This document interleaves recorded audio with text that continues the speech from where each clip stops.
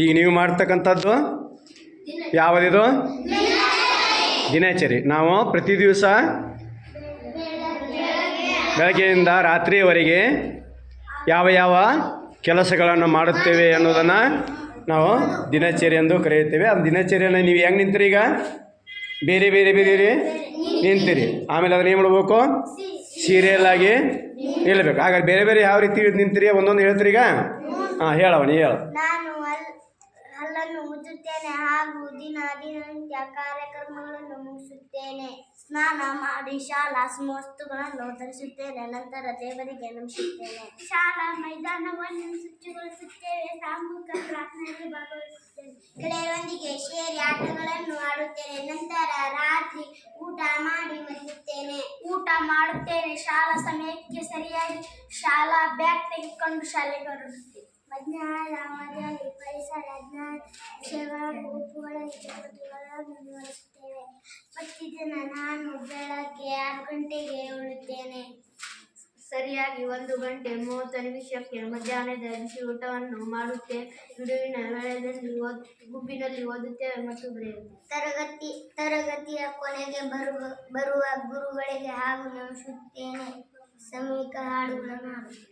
ಕೊನೆಗೆ ಅವಧಿಯಲ್ಲಿ ಶಿಕ್ಷಕರ ಮಾರ್ಗದರ್ಶನ ಆಟವನ್ನು ಆಡುತ್ತೇವೆ. ಸರಿಯಾಗಿ 4 ಗಂಟೆ 30 ಶಾಲೆಯಿಂದ ಮನೆಗೆ ಹೋಗುತ್ತೇವೆ.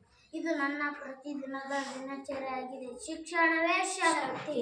ನಂತರ ತಂದೆ ತಾಯಿ ಅವರ ಮನೆ ಕೆಲಸದಲ್ಲಿ ಸಹಾಯ ಮಾಡ್ತಾರೆ. ಮನೆಗೆ ಬಂದ ನಂತರ ಕೈ ಕಾಲು ಮುಖ ತೊಳೆದುಕೊಳ್ಳುತ್ತೇನೆ. ನಂತರ ಶಿಕ್ಷಕರು ಹೇಳಿದ ಮನೆ ಕೆಲಸಗಳನ್ನು ಮಾಡುತ್ತೇನೆ.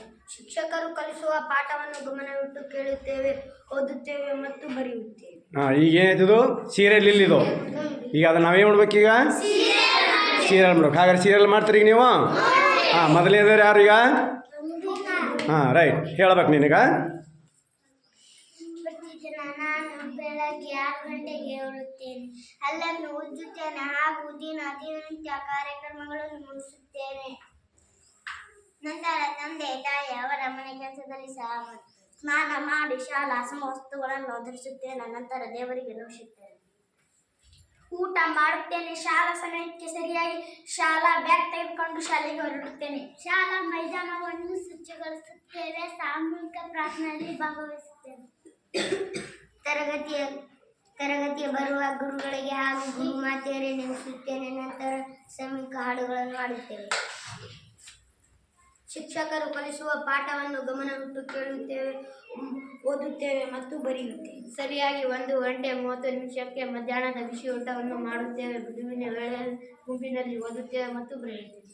ಮಧ್ಯಾಹ್ನದ ಅವಧಿಯಲ್ಲಿ ಪರಿಸರ ವಿಷಯಗಳ ಗುಂಪುಗಳಲ್ಲಿ ಚಟುವಟಿಕೆಗಳನ್ನು ನಡೆಸುತ್ತೇವೆ. ಜೋರಾಗಿ ಹೇಳಬೇಕು.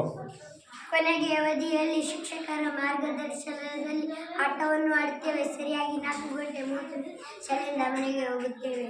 ಮನೆಗೆ ಬಂದ ನಂತರ ಕೈ ಕಾಲು ಮುಖ ತೊಳೆದುಕೊಳ್ಳುತ್ತೇನೆ. ನಂತರ ಶಿಕ್ಷಕರು ಹೇಳಿದ ಮನೆ ಕೆಲಸಗಳನ್ನು ಮಾಡುತ್ತೇನೆ. ಗೆಳೆಯರೊಂದಿಗೆ ಸೇರಿ ಆಟಗಳನ್ನು ಆಡುತ್ತೇನೆ. ನಂತರ ರಾತ್ರಿ ಊಟ ಮಾಡಿ ಮಲಗುತ್ತೇನೆ. ಇದು ನನ್ನ ಪ್ರತಿದಿನದ ದಿನಚರಿಯಾಗಿದೆ. Very good. ಈಗ ನೀವೇನು ಮಾಡಿದ್ರಿ?